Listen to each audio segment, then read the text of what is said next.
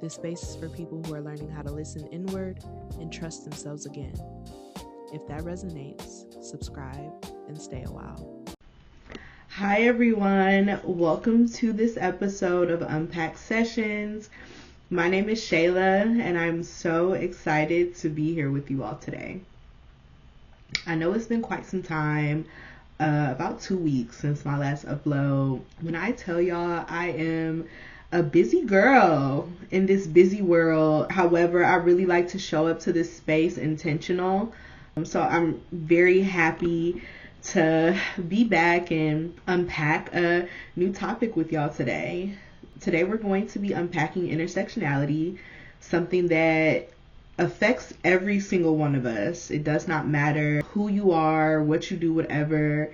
Intersectionality literally shows up in all of our lives because we are always more than one thing at one given time. I'm always Black and a woman every single day of my life. Some days I'm a social worker. I have my social work hat on. Some days I don't. But again, we are all things at once, and I really wanted to come to the space and just talk about it in a way that makes sense to me, but also in a way that I could share with you all. If you have not already, make sure you like, comment, subscribe, follow my Instagram at Unpacked Sessions so you can stay updated on when I do post new videos.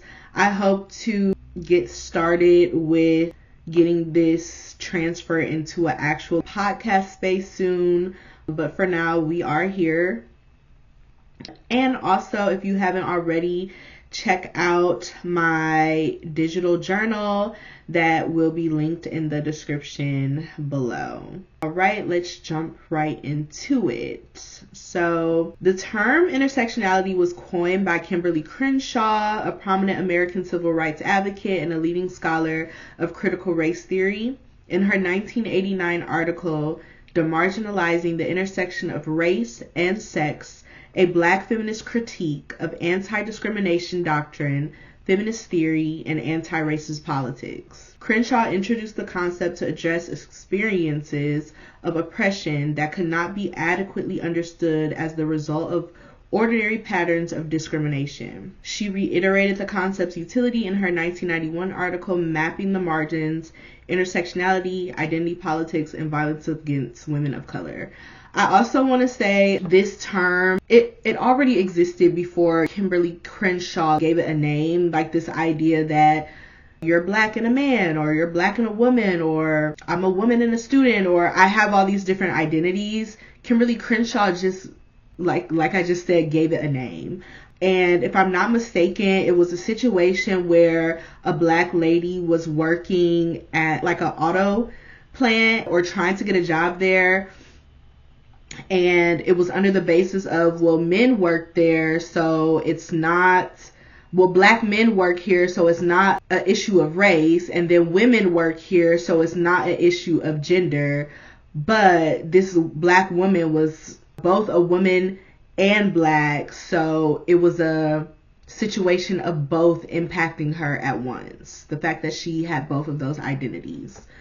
So the overall definition of intersectionality in social theory is the interaction and cumulative effects of multiple forms of discrimination affecting the daily lives of individuals, particularly women of color. The term also refers more broadly to an intellectual framework for understanding how various aspects of individual identity, including race, gender, social class, and sexuality, interact to create unique experiences of privilege or oppression. So again, we are all things at once. And I truly want to unpack the ways our identities don't exist in isolation, how being Black is never just one experience. It is always shaped by your gender, your class, your sexuality, your ability, your faith, and where you live too. Because as somebody who has lived in northern United States of America and the South of the United States of America, the way my Blackness was in Texas compared to Michigan, a place that I've lived my whole entire life. Two totally different playing fields, right? So it matters. And how systems don't treat race, gender, and class separately, so why do we? It's important that we are sitting with the fact that we are trying to navigate these identities isolated instead of recognizing that they impact us all at once at all times. I also want to highlight how when we consider this, it allows us to let go of rigid black and white thinking. And as we move away from black and white thinking, literally and figuratively, right, we're able to expand our capacity to hold complexity. And with that, it lets us recognize the fact that life is happening in multiple layers at once, and we were created this layered, and we were created complex. It's not supposed to be black and white. It's not supposed to be this easy thing. It's supposed to recognize that all of your identities exist, and it's important to who you are and how you're able to show up in this world. I think a lot of times we always get caught up with the external identities that we have, the ways that we are perceived regularly, and it's easy to just identify with those singular things. So being black, because everybody can see that I'm black, or your gender, for sure, because it's easy to pinpoint that identity. But not only am I black, a woman, I am also a degree holder, or I also have this sexuality, I'm heterosexual. So these are all impacting me at one time. The reality of the situation is that if we accept the fact that we are all things at once, it allows us to switch to an all-encompassing mindset and prevents us from exiling or limiting those with those additional identities, because we are much more open to those identities. We have to be open to the emotional maturity that intersectionality brings, as well as the level of growth that it requires within our community, and where it would be able to take our community if it was something that we intentionally recognized on a regular basis when we are having these conversations, because it moves us forward without erasing each other. Because again, blackness is not a monolith. Black people exist in so many different ways, and it's important that we recognize that, so we're not leaving each other behind, especially during these most unprecedented times. It's vital for us to really intertwine intersectionality into our daily mindsets. It also takes a lot of pressure off of you as well, because it's like, while I am a human being and I have to get up and I have to go to work, I'm also a human being and I require rest. I require ways to reset myself. I require love. I require food. You are all encompassing, not just as a social construct, but also just as a being existing in this world. It's crazy. So I have not officially coined this term yet. However, hopefully I will. And if somebody steals this, I will come back to this video on, what's today? Thursday, February 26th, to remind whoever steals it. I am a social justice baddie, and that is peak intersectionality for me, because while I do care about everything related to social justice, it's very hard sometimes actually, because I care about everything. I am invested in everything. While I do care, the baddie piece of that is I still like to look good. I still like to beat my face. I still like to try to get my hair done, right? Because right now I'm looking, how I'm looking. But I still love to get a section at the club with my homegirls and shake my ass and be grown and be fast and be all the things. But that does not take away from the fact that I still deeply care about politics, and I still deeply care about the justice and livelihood of people. It just means that I'm both of those things at once. So I tend to say that I am a social justice badge on a regular basis, just because I feel like it really showcases the multifaceted pieces that I hold within me.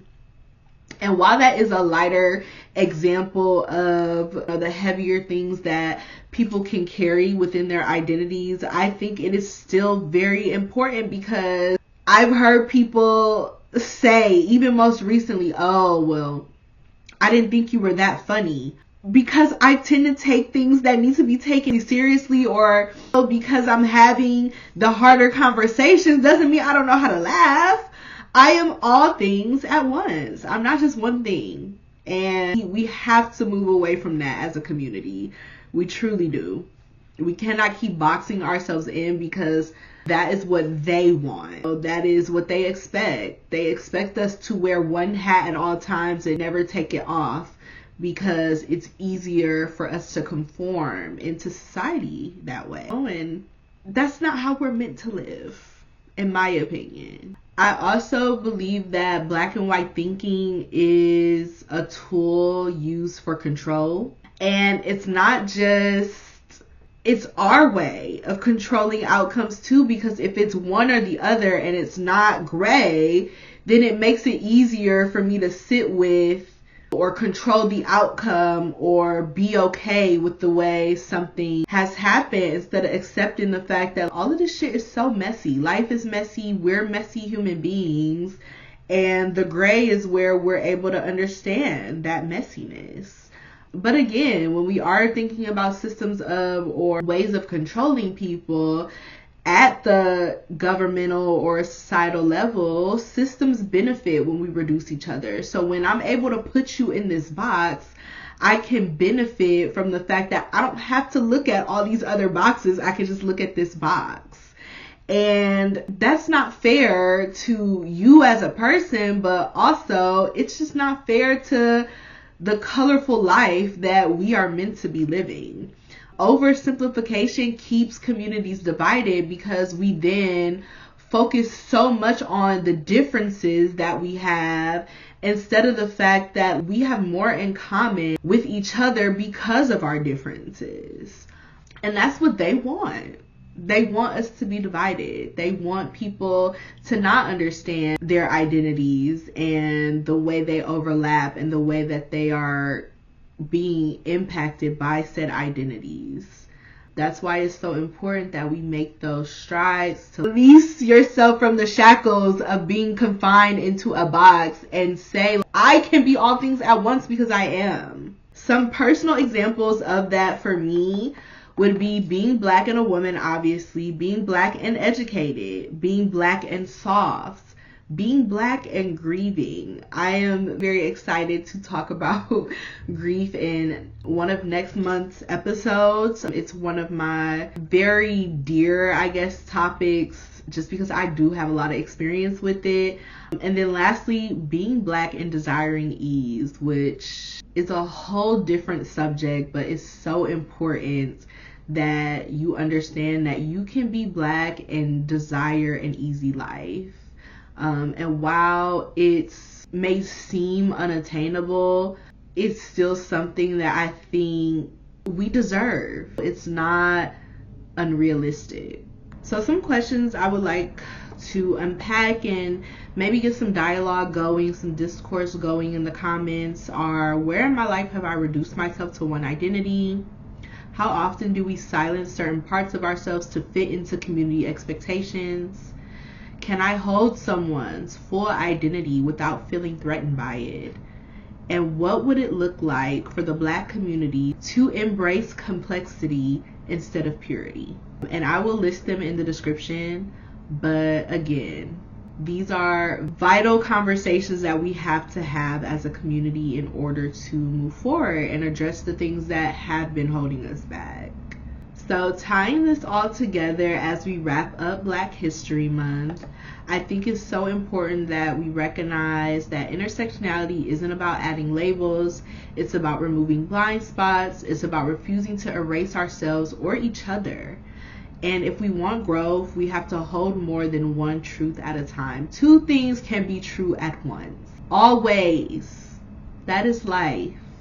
Okay, you are not one thing without the other, and vice versa. You are all encompassing. You are all things. You are multifaceted the way God intended you. Intended for you, intended for this life, intended for all of us.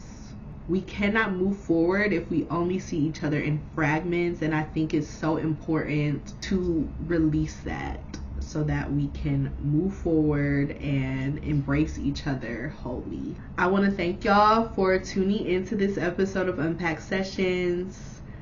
Like I said earlier, don't forget to comment and subscribe, and I will see you all in the next episode. Bye.